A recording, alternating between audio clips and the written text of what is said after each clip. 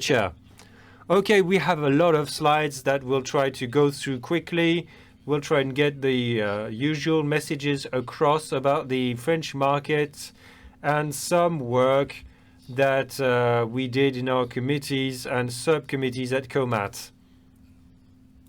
So, let's start immediately with marine. So overall, the overall market first, of course. That will be easier for me. So this is an insurance, transport insurance market. We've shown you 5 years to show you the dynamism of our market and the major growth we've had both on the marine and aviation branches. Because as you can see, the revenues this year, well, in 2023, increased again by 2.36 billion euros of premiums received, and was split between hulls 915, cargo 871, aviation 510, and space 73, all in millions. So growth in all segments. For marine, decline for aviation. This decline is mostly explained by the euro-dollar forex, which is very favorable for the marine. And in aviation, we underwrite in dollars, but not only 2023, because of rates increases. We never have granular information from France insurers, so these are personal interpretations by members of the committee, but this is mostly explained by price increases, a lot of volumes related to war risk premiums, and a bit of a surprise for new business, especially this is what justifies this strong increase for hulls by 20%. The whole branch underwrote new business in the various companies on the French market. Now the split between marine and aviation, 25% is aviation, 75% the marine branch. I see you taking pictures. You'll have the full presentation online. I won't give you the details. I need to be very quick, but the first segment, hulls. The hulls branch is the biggest one, then cargoes, and then the last quarter is aviation. So, the underlying business, the environment. First, I'll talk about marine, and then I'll let Michel talk about aviation. The underlying business is declining. That's worrying for us. So this is insurance, the insurance business, the insurable business. So if you compare the two curves in 2021-22, there was a major catch-up after the COVID crisis. Now you can see in 2023, there's been a decline, both for GDP, that's the blue curve, a decline for international trade, as followed by the WTO. It's a bit worrying because we can see that premiums are going up. So this means that over the long run, since premiums very often are in proportion to the insured value that we have, we think that things are going to plummet in the future. So in details, hulls, 20% growth, cargo, 3% growth. Once again, the cargo growth has been analyzed. It was surprising a little bit at first. It's mostly due to two factors: new capacity, new business, but also premiums for war risk. And then this is probably closer to what you can imagine for cargo because of price increases, and it's related to inflation. So 3% is very reasonable. Now, technical results, these are IUMI results, not for the French market. We don't yet have full results for the French market, but what we can observe in Europe is that the market in the last 5 years has come back, last 3 years has come back to a sort of balance. The sum total of losses helps us, the sum total of premiums collected helps us pay for losses and overheads. Overall, we always have in mind a threshold at 60%. Beyond 60%, you run a deficit. Below that, the branches are a bit profitable. We needed these profits to rebuild reserves that will be used for major incidents. The French market, although I don't have details here, is roughly dealing with the same order of magnitude. So you can see in 2022, 2023 will be the same. We'll know in September, will be below 100%. On the next slide, please. Same thing for hulls and cargo. And now moving on to aviation.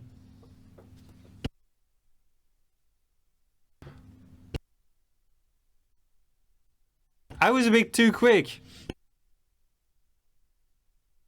For our markets, as Mathieu said, things have slowed down a little bit in terms of premiums collected on the French market. This slowdown is a bit surprising. We'd need to analyze it a bit more deeply, but it's possible that it's the outcome of partial business transfers between the various offices and institutions of big international groups, because this doesn't follow what we've been observing as far as we are concerned, being based in Paris. For aviation insurance, here you can see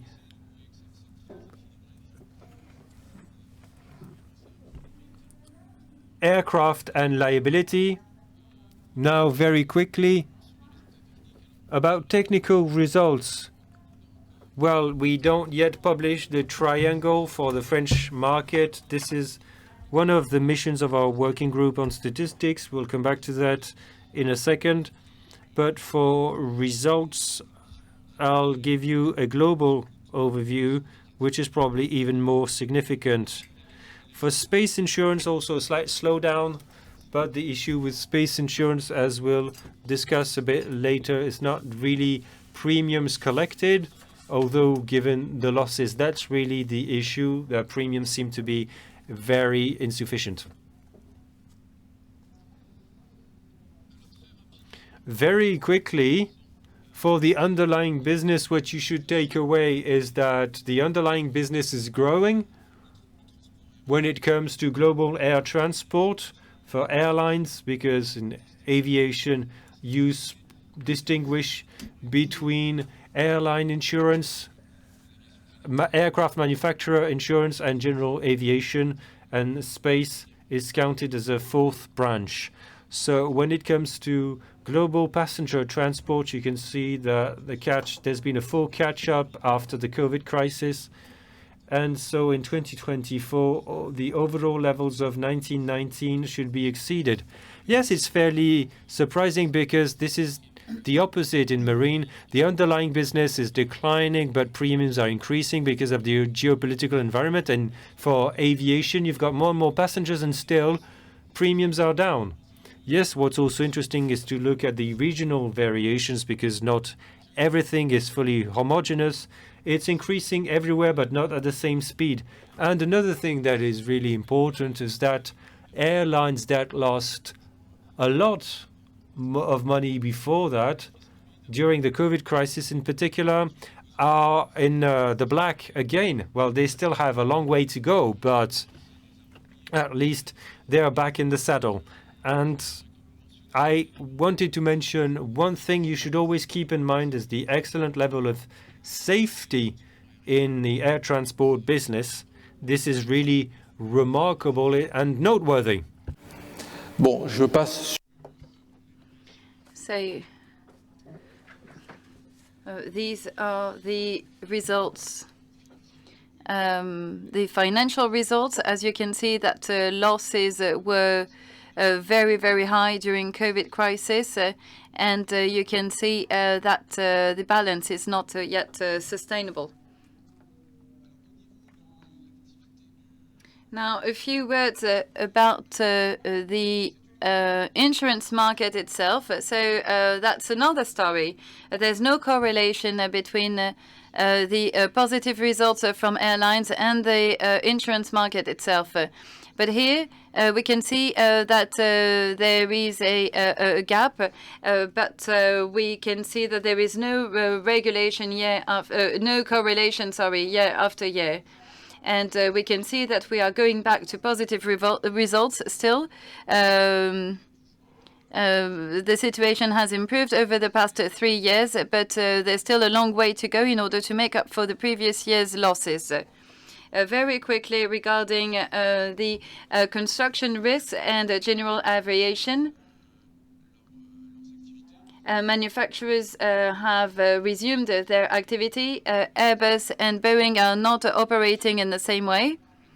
With the industrial challenges and delivery issues are completely different for Airbus. Airbus is only at plus 12%, while Boeing is at plus 20%.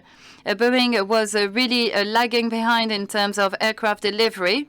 So they are bridging the gap. However, Airbus is still at 58% of deliveries. It is therefore a leader for this industrial sector. So as in any other sector, there are some challenges to overcome, including in terms of supply chain and in terms of manufacturing defaults. As you all know, these are the reason for the difficulties that Boeing are facing right now. Now, regarding general aviation, deliveries have increased for aircraft and even more so for helicopters.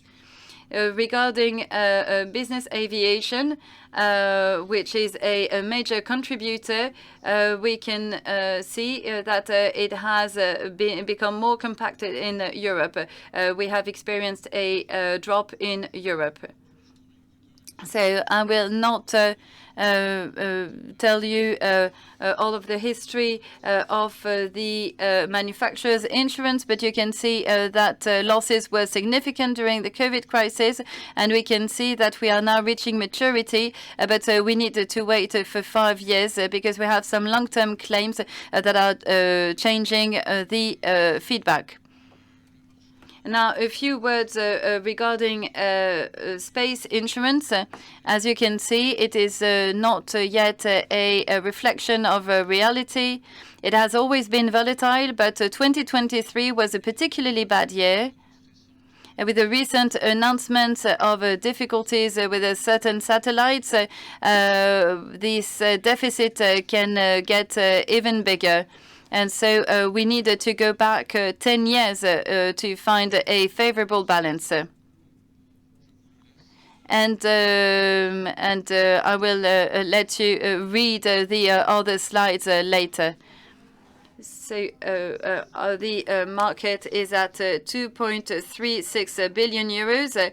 It is a growing market, which is a testimony to the attractiveness of the French market, and French insurers and brokers are still attracting many insured in France. And we have information that can be contradictory. So between underlying business and premium business. But in terms of profitability, you have the statistics from Douai and Ayumi. So now, moving on to the Comat shares, Comat actions, sorry. Comat is the committee for maritime and transport, part of CADRA, and as part of this committee, we have a number of subcommittees related to hulls, cargo, and aviation. And as always, we need your support in this work. This committee exists thanks to Jean-Paul, and so I'm very grateful to him.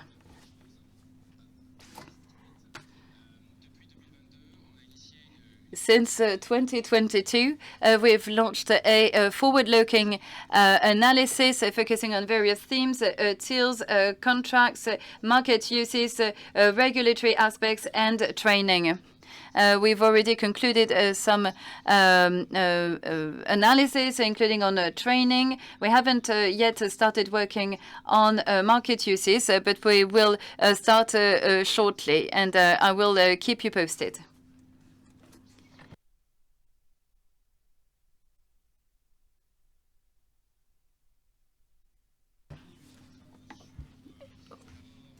We've worked on templates for questionnaires. And these are not compulsory, but they were approved by many insurance companies. So we have developed a template of a questionnaire on sanctions, another one on open cover, marine hull for single operation and marine cargo. And you will have the slides available to read them in detail. We've also developed various templates for additional provisions that were amended in July 2023. So here you can have you can find the list of all of the provisions that were changed depending on the type of cargo.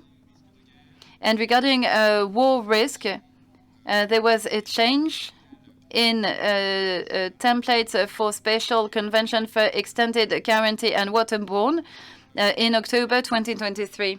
We wanted to recall the link between various events, seizing, captures, and other events, including conflicts.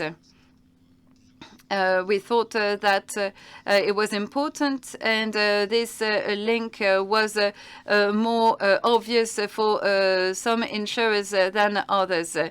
And so we now have this new template available since October 2023. We also have an additional note available. Jean-Paul Thomas developed it in November, explaining everything if you need some further understanding on war risk, and it was translated a few months ago into English. Then the model of a presentation for hulls. So we invite you all to use this template. It's a lot easier, especially for co-insurance. And we also developed a template on civil liability, and maybe a few words on aviation. Yes, and you are really speaking faster and faster. And we are indeed very active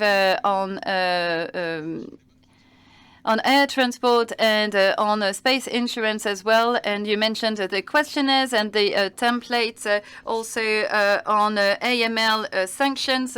And I think that this is really a case study because the aviation sector should really get inspired from what has been done in the marine transport sector.